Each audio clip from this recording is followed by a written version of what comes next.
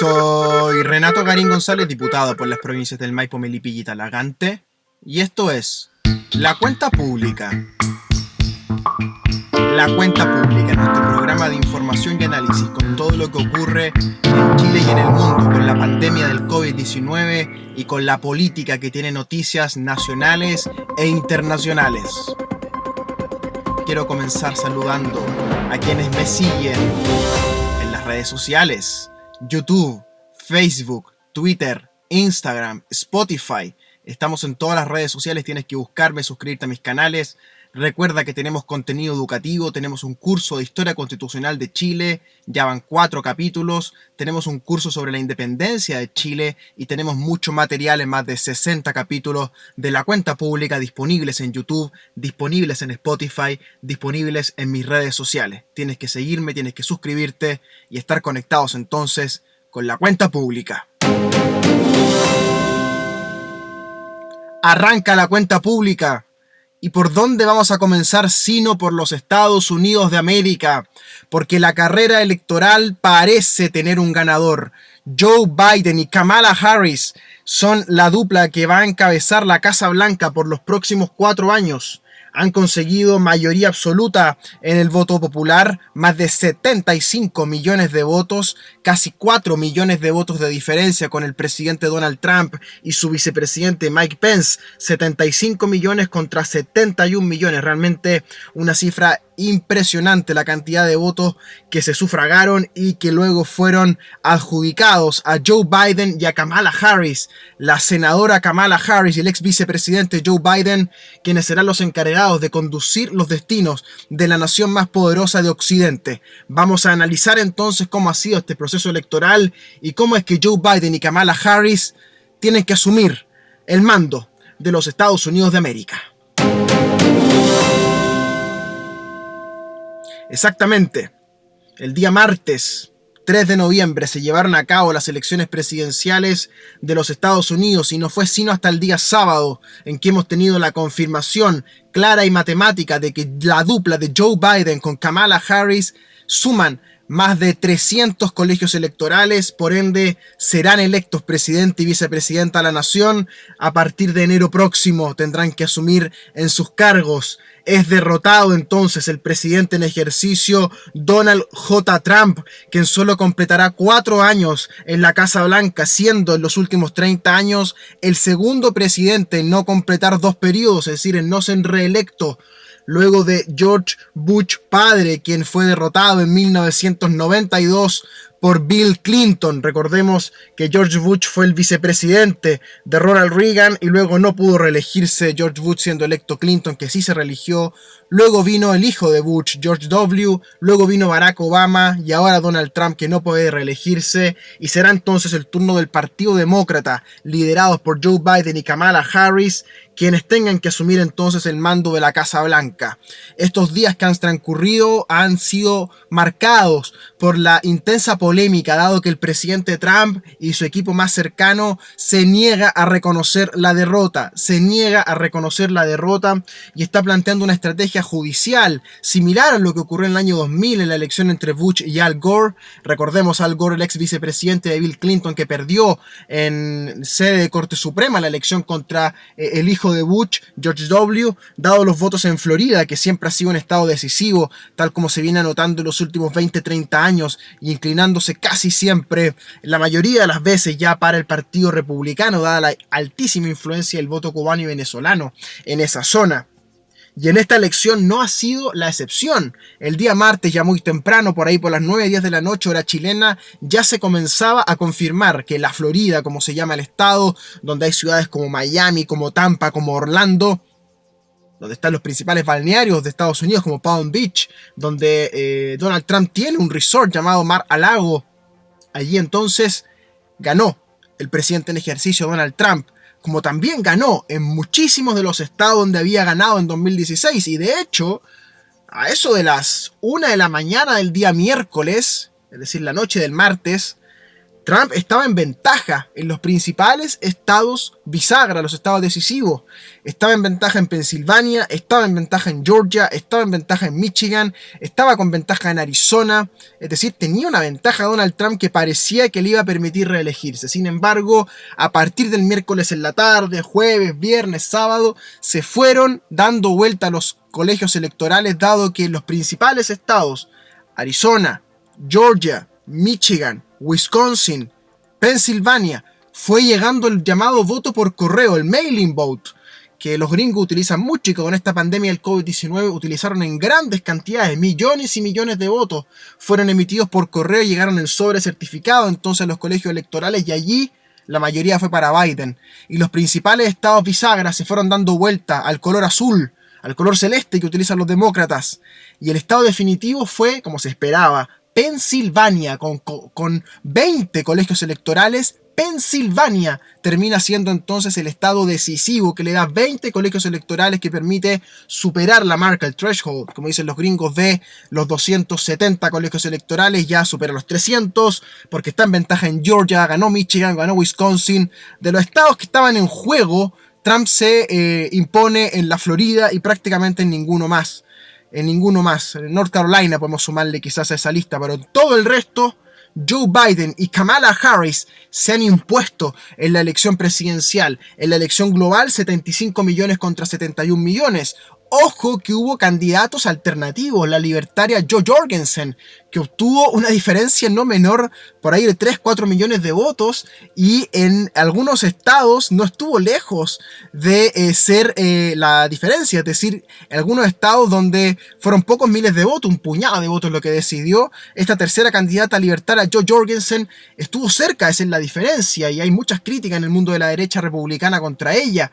También apareció un candidato del Partido Verde y otros partidos accesorios que nunca son protagonistas, pero que, dada una elección tan cerrada, si esto hubiera sido mano a mano simplemente entre Biden y Trump, esto hubiera sido aún más escalofriante la diferencia. Estamos ante una diferencia muy pequeña en muchos estados, pero que al verse en el global pareciera un triunfo más sólido y más contundente de Biden. Te repito, 75 millones de votos contra 71 millones de votos en números gruesos, 304 colegios electorales más o menos contra 232, si la memoria no me falla. Por ende, va a estar relativamente abultada la diferencia de Biden sobre Trump, aunque esto es parecido a esos partidos de fútbol en que están empatados 1-1 hasta el último minuto, se da el 2-1, luego el equipo contrario se va en busca del empate y se da el 3-1 y el 4-1, termina una goleada, pero durante los 89 minutos previos estuvieron empatados. Esto es muy parecido, no es una carrera que se define por nariz, y es importante mirar los factores que terminan inclinando la balanza. Hay que anotar allí, muy importante, el COVID-19. El COVID-19 da vuelta a la tortilla, porque parecía que a mediados de este año, a principios de este año, digamos el mes de abril, de mayo, cuando empezó a azotar en Estados Unidos la pandemia, sobre todo en la costa este, en Nueva York y otras ciudades, Trump tenía ventaja sobre Biden o sobre Sanders, cuando todavía se disputaban Sanders y Biden la candidatura presidencial. Recordemos que los demócratas hicieron una primaria muy amplia con muchísimos candidatos. Estuvo Biden, estuvo la propia Kamala Harris, estuvo Elizabeth Warren, estuvo el millonario Bloomberg, estuvo el exalcalde Pitt, ¿verdad?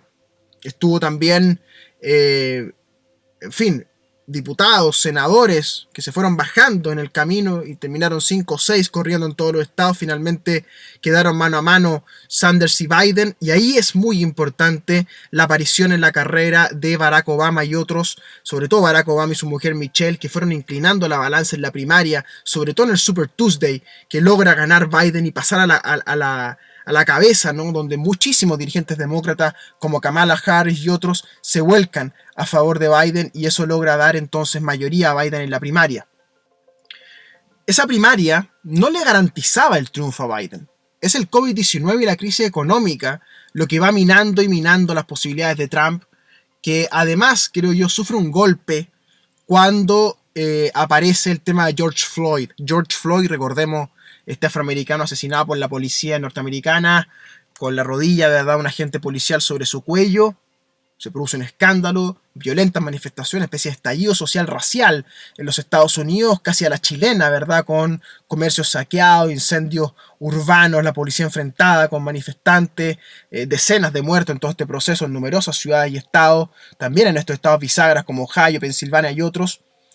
Y allí ¿qué se ve? Se ve a Trump con una especie de sesgo, favoritismo, incomprensible realmente, hacia el supremacismo blanco y hacia el movimiento del porte de armas, ¿no? Y se le ve arrinconado por el Black Lives Matter, ¿no? Este movimiento que surge en torno al asesinato de George Floyd y otros casos que se van sucediendo en torno a este año, cuestión que golpea, por ejemplo, al mundo del deporte, donde numerosos líderes deportivos como LeBron James, por ejemplo, el basquetbolista hoy día más famoso del mundo, líder de Los Ángeles Lakers, campeones de la NBA, él asume un discurso muy duro contra Trump por este tema racial, por ejemplo, y le van apareciendo a Trump entonces tres conflictos centrales: el económico, donde él estaba brillando realmente, sobre todo en el desempleo, sobre todo en la bolsa de comercio. Ambas cosas se vienen abajo realmente, surge el desempleo en las principales ciudades, se viene abajo el mercado de la bolsa de comercio de Nueva York, y eso golpea muy duro al presidente.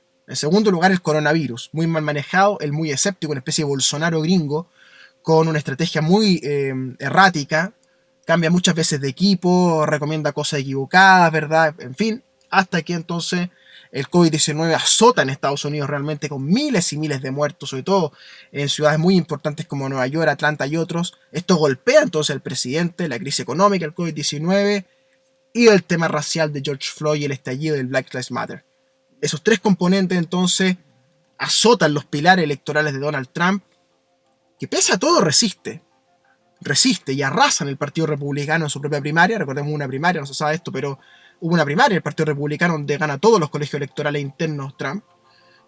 Y llega entonces al segundo semestre, empatado prácticamente con Biden en los principales estados, y allí aparece, creo yo, el factor decisivo de esta carrera, que es la elección que hace Biden de la vicepresidenta Kamala Harris, senadora, ex fiscal general de California, una mujer de influencia afroamericana, india, jamaiquina, con una historia racial, perteneciendo a colegios raciales, ¿verdad?, para mujeres en California. En fin, un testimonio vivo de lo que son las minorías étnicas, raciales y femeninas en Estados Unidos, ¿no? Y eso le permite entonces abrir el voto racial, abrir las minorías, y le permite entonces conectar sobre todo con las mujeres jóvenes que estaban muy distantes de Biden por el tema del acoso sexual, ¿verdad? Y el Me Too, que azotó también a Biden durante el primer semestre y el segundo semestre del año pasado. Recordemos, el propio Biden tenía al menos tres flancos también. El primer flanco, estas acusaciones de que era muy touchy, como dicen los gringos, que era toquetón con las mujeres, ¿no? Que se sobrepasaba con las mujeres, con sus asistentes, con las periodistas, con algunas niñas incluso. Esto fue un tema en la campaña de Biden durante muchos meses. De hecho, la propia Kamala Harris trató de golpearlo por ese lado en algunos debates. Y allí Kamala Harris, en los debates presidenciales, destacó como una muy buena argumentadora, una gran debatiente, con gran despliegue en televisión. Biden también tenía un segundo flanco, que es el tema de su hijo Hunter Biden, que hacía negocios al parecer a nombre de su padre en Ucrania, en China, cuestiones que están bastante documentadas y que no se abrieron a la luz pública con tantas ganas como tenía el presidente Trump, ¿no? De hecho, el propio Trump se involucra en una trenza con Ucrania que termina llevando a un impeachment porque intentó usar la influencia de la Casa Blanca sobre Ucrania para develar la supuesta trama mafiosa de los Biden en Ucrania. Esto también pasó en China y en otros lugares del mundo donde se apunta a que habría negocios de Hunter Biden a nombre de su padre Joe Biden. De hecho, habría aparecido un supuesto laptop, un computador, que habría sido parte de una empresa de Hunter Biden donde estarían contenidos los pagos que le realizaba Hunter Biden a su padre Joe para encubrir entonces estas empresas con que ganaban dinero en Ucrania y en China y en otros lugares. Es el segundo flanco que tenía Biden, es decir, que era toquetón con las mujeres, así se dice en Estados Unidos, touchy, y que además tenía negocios encubiertos con su hijo Hunter. Y el tercer flanco le aparece a Biden en la campaña y principalmente en los debates, porque se le ve con una especie de decline cognitivo, una especie de pérdida de la memoria, de la capacidad de hablar fluidamente, de la capacidad de argumentar. Se le iba la onda, digámoslo así en chileno, se le iba, ¿no? Y por eso Trump lo llama Sleepy Joe, ¿no? El dormilón Joe, porque se le iba la onda a Joe Biden. Y esto le marca un punto muy fuerte, ¿no? Estos tres flancos: flanco feminista, el flanco de la corrupción y el flanco entonces de que tenía un decline cognitivo el candidato Biden. Soportó todas estas tormentas Biden, nadie la tiene fácil en una campaña presidencial, menos en Estados Unidos, y llega al segundo semestre y nombra entonces por ahí por agosto a Kamala Harris. Kamala Harris, que creo yo inclina la balanza definitivamente junto con Michelle Obama y Barack Obama que se despliegan en la campaña, sacan a los jóvenes a votar, sacan a las minorías étnicas a votar, sobre todo en los estados bisagra, en Pensilvania, en Ohio, aunque perdieron la Florida, también lo intentaron hacer en la Florida, en Georgia, ¿verdad? En Michigan, en Wisconsin, en lo que se llama el Blue Wall, ¿no? La muralla azul, que le permitió la elección y la reelección a Obama, ¿no? Que es Michigan, Wisconsin, Pensilvania, Ohio, Nueva York, ¿verdad? En fin, el Blue Wall, todo lo que son los votos demócratas en el este de los Estados Unidos, sumado a lo que hicieron en Arizona y en otros estados centrales, donde hicieron muy buena elección. Kamala Harris, entonces, Kamala Harris es el factor principal, creo yo, de esta elección presidencial de los Estados Unidos, porque ella es la que motiva ese voto joven, millennial, centennial, ese voto de minorías raciales, ese voto excluido quizás del discurso tradicionalista del Partido Demócrata que representa Joe Biden, y por ende allí está la clave, creo yo. Si tuviera que elegir una clave de esta elección, es el desempeño de Kamala Harris, que apunta a ser probablemente la estrella de este próximo gobierno, porque efectivamente Biden se le ve muy cansado, se le ve muy viejito, se le ve muy ajado por los años, ¿verdad? Y entonces la vicepresidenta tiene la oportunidad de tomar el protagonismo y quizás terminar siendo ella la candidata en 4 años más o en 8 años más, ¿no? Porque los vicepresidentes suelen ser en algún momento en Estados Unidos candidato a presidente o ser presidente directamente, como lo fue Richard Nixon, como lo fue el propio Bush padre, como lo intentó ser Al Gore, como lo ha sido Joe Biden, por ejemplo, ahora, ¿no? Los vicepresidentes suelen ser entonces después candidatos presidenciales o ser presidentes electos luego, ¿no? Hay muchos casos en la historia de Estados Unidos que así lo demuestran. Entonces Kamala Harris, ese nombre hay que anotarlo. Kamala Harris, la vicepresidenta electa de los Estados Unidos, senadora por California, ex fiscal general de California con una historia de vida impresionante, te recomiendo buscarla, de ascendencia indoamericana, afroamericana, con una educación espectacular, abogada. Tiene, creo yo, muy bien pavimentado su camino para ser la estrella realmente del próximo gabinete de Biden, que va a tener que nombrar, ya lo ha anunciado, un comité de emergencia para el tema del COVID-19 que no se ha ido, que sigue golpeando en las principales ciudades de los Estados Unidos y que por supuesto tiene como eje la recuperación económica y lograr sacar al país de la profunda crisis política y moral que lo enfrenta en las calles, incluso con decenas de muertos entre movimientos de extrema izquierda identificados con el movimiento Antifa y otros movimientos supremacistas blancos, por ejemplo, de extrema derecha, que son los que se movilizan en torno a Trump con armas en las calles de ambos bandos, ¿no? Con esta situación entonces, con este despliegue que estamos viendo de Biden y de Kamala Harris haciendo discursos a lo largo de todo Estados Unidos, van a buscar pacificar el ambiente interno. Así entonces como pareciera que se va reconfigurando el mapa electoral de los Estados Unidos, así es como pareciera entonces que se va redibujando la política de Occidente. ¿Qué va a ocurrir en el mundo con esta nueva presidencia y vicepresidencia de los Estados Unidos? Es muy importante el cargo de secretario de Estado, que es algo así como el canciller del gobierno americano, es decir, quién va a ser encargado de ver las relaciones internacionales, que hoy día las ve Mike Pompeo, ¿verdad?, en nombre de Donald Trump. Vamos a ver quién es el nombre. Se habla de la ex candidata, hoy senadora, Elizabeth Warren. Se habla de otros nombres que han estado allí, ¿verdad?, dando vueltas en el mundo demócrata. Pero lo cierto es que ese cargo es muy importante, porque va a hablar entonces de cómo van a ser las relaciones internacionales de Estados Unidos. Estamos hoy día en un mundo tripolar, ¿no? Un mundo tripolar donde hay 3 fuerzas. Uno diría más o menos equivalentes, haciendo la suma y la resta, aunque no son equivalentes. Hoy día el imperio chino se alza como la principal fuerza económica, política en todo el hemisferio oriental. Y eso influye hacia Occidente. Rusia también tiene una gran influencia por la inteligencia, la audacia y el mando prácticamente autocrático de Vladimir Putin. Y la tercera fuerza son los Estados Unidos, ¿no?, en disputa. Un imperio más bien decadente que Donald Trump ha llevado por mal camino en sus relaciones internacionales. La guerra comercial con China probablemente se va a mantener, pero en otro tono, con otro volumen, con otras indicaciones, pero eso ya está planteado. Es una guerra de monedas entre el dólar y la moneda china, el yuan. Es una guerra tecnológica por materia del 5G, por ejemplo, en los teléfonos, en los computadores. Ahí está el tema de Huawei, por ejemplo, esta empresa que genera teléfonos y computadores, ¿no?, de la tecnología 5G en los Estados Unidos y en Occidente, donde se incluye China y Latinoamérica. Chile está en eso, ¿verdad?, viendo a quién le entrega su tecnología 5G, sus capacidades de redes. Y la tercera cuestión es la cuestión espacial. O sea, esas 3 cuestiones, ¿no? La cuestión comercial, que es la cuestión de la moneda, principalmente el dólar contra el yuan. La cuestión tecnológica, que es una deriva de la cuestión comercial, donde el protagonista del 5G El protagonista son empresas como Huawei. Vamos a ver qué hace Estados Unidos con eso. Y por supuesto el tema espacial, del cual se habla muy poco, pero la carrera espacial continúa. Recordemos que la Guerra Fría entre la Unión Soviética y los Estados Unidos estuvo marcada por el intento permanente de mandar seres humanos a la Luna y mandar cápsulas espaciales a orbitar fuera de la estratosfera. Eso lo consiguieron ambas naciones, Estados Unidos y la Unión Soviética, siendo el alunizaje, ¿verdad?, de Armstrong y otros, el hecho, ¿verdad?, que le da primacía a los Estados Unidos en esa carrera espacial de grandes proporciones, ¿no?, con muchísimo gasto, que se vincula también con el gasto militar. Está muy unido el tema espacial con el tema militar. Lo que se experimenta en el tema espacial también se experimenta en el tema militar. Y así también viceversa. Entonces es muy importante ver qué va a pasar a la carrera espacial. Y la frontera hoy día es Marte. ¿Quién va a lograr colocar a un ser humano en Marte? ¿Quién va a colocar una bandera en Marte?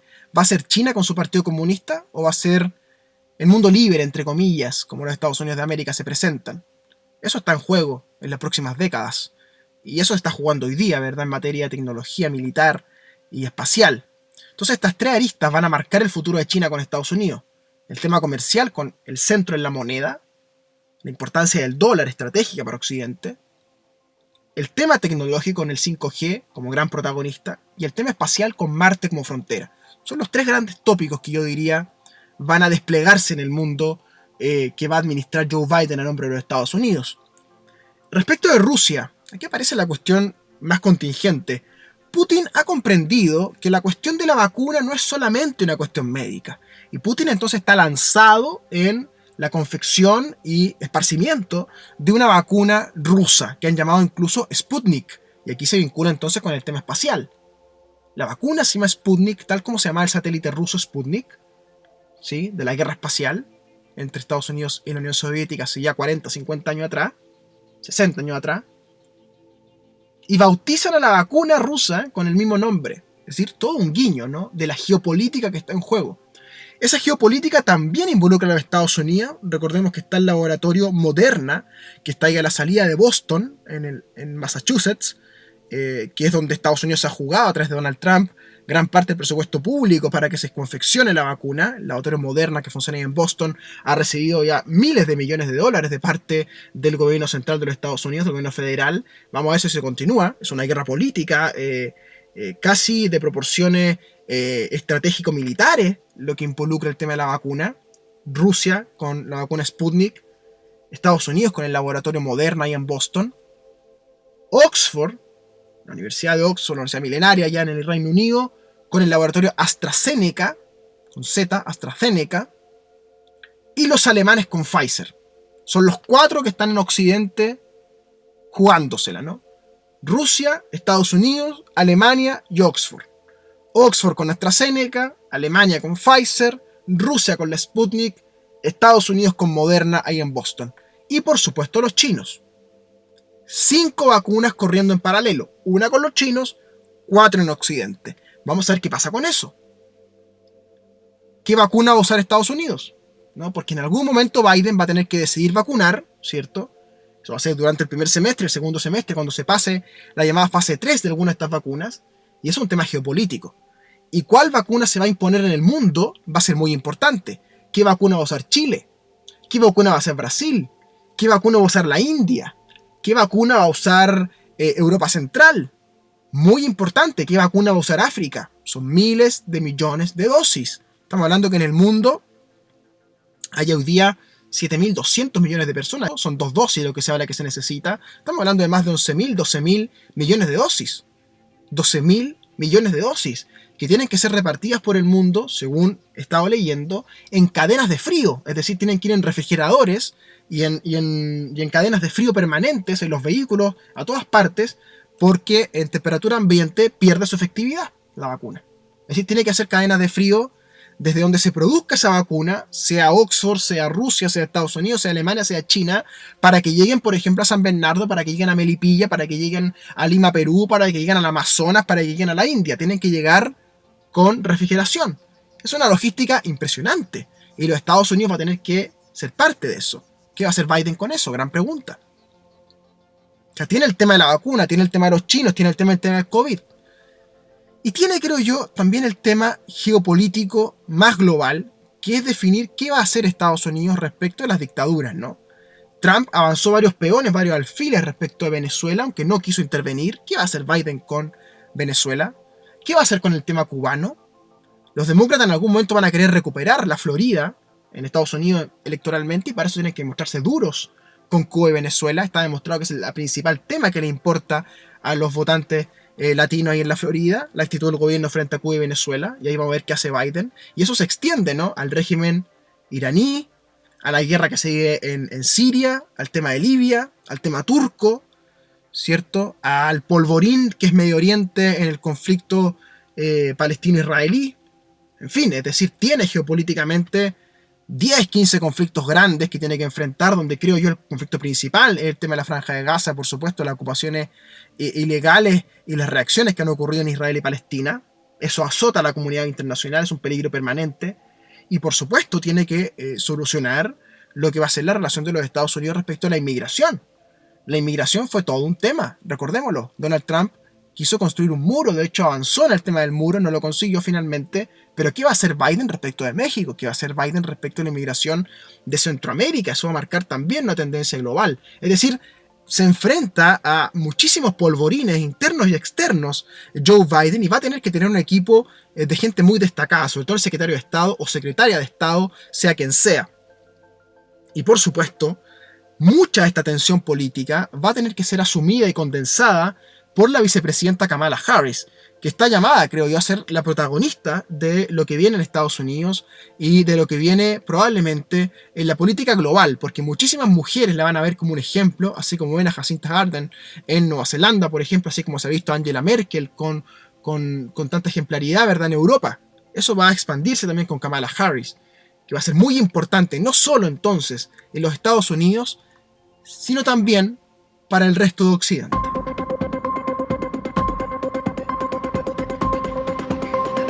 Antes de despedirme, quiero saludar, por supuesto, a quienes me escuchan por las radios locales.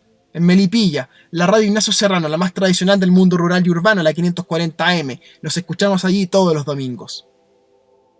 Y en la provincia de Talagante, la más escuchada en la provincia de Talagante, la Radio Contacto. Nos escuchamos todos los miércoles en Talagante, Peñaflor, Padre Hurtado, Isla de Maipo, El Monte, Mayoco, todo lo que es la provincia hermosa de Talagante. Todos los miércoles nos escuchamos por la más tradicional, el Radio Contacto de la provincia de Talagante. Y antes de despedirme, te invito a que te suscribas a mis canales, que me sigas en las redes sociales. Tenemos material educativo sobre la historia constitucional de Chile, tenemos material educativo sobre la independencia de Chile, tenemos más de 60 capítulos de lo que es la cuenta pública para que semana a semana puedas ver lo que han sido los análisis de los hechos más importantes ya estos 2 años que llevamos haciendo este programa que denominamos La Cuenta Pública. Un gran abrazo.